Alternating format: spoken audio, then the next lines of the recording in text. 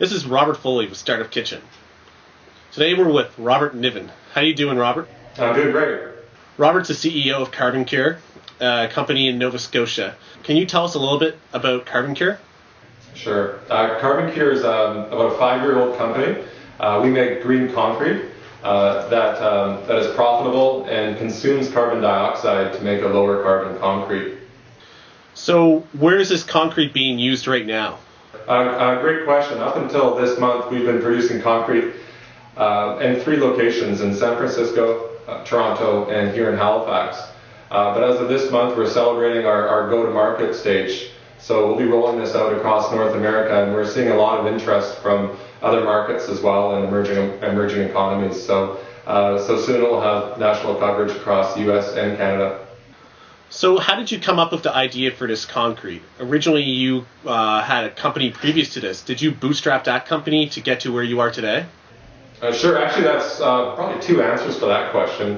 I had done a lot of research at McGill University in the space of carbonation chemistry and carbonation reactions with concrete, and that really gave me the foundation to start off something on my own. Which was develop a technology around this science. However, though, it was the second company, CarbonCure Solutions, that gave us the means to bootstrap that to a point where it was at a state where it was fundable. So I think this is a great route for a lot of entrepreneurs, is to develop a consultancy where they can bring in revenue to pay for some of that early development. What's been an added bonus for ourselves was that by going through this original company, CarbonCure, it actually gave us an incredible amount of industry contacts and know-how and also an appreciation for hard work and the dollar. So because we have to work very, very lean and make strong connections with industry that have profited us today, now that we've been funded through Novacor and some angels, SDTC and a few other organizations to take this to market. So it was really good for us to go through that stage.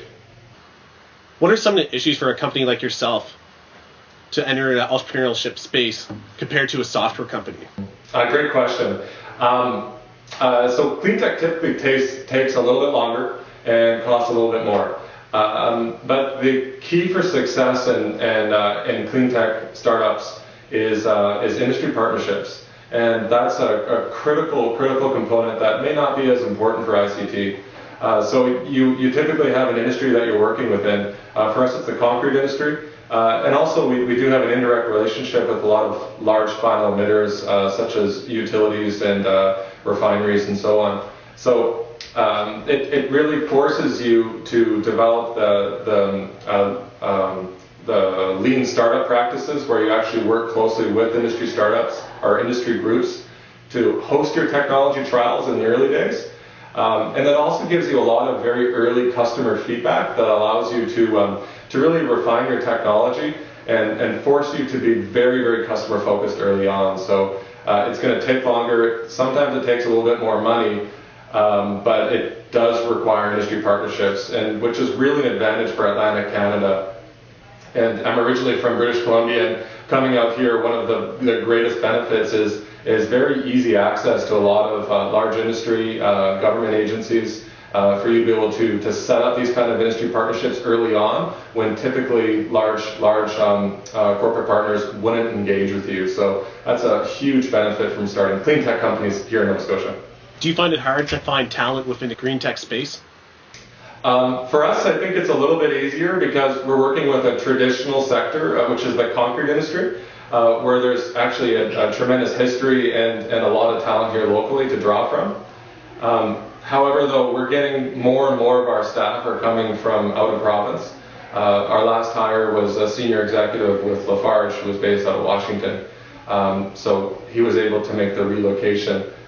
We haven't hit that point yet where what I've been heard is called the talent crunch. We haven't reached that yet, but I do expect that may be an issue coming up. But overall, that hasn't been an issue for us at all. There's lots of schools, lots of great professionals, lawyers, accountants that have been excellent for us.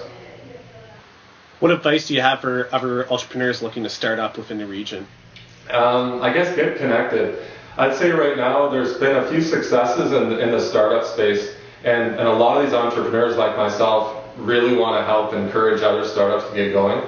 So I actually mentor a few companies right now that I'm hoping will be the next big thing coming out of this region.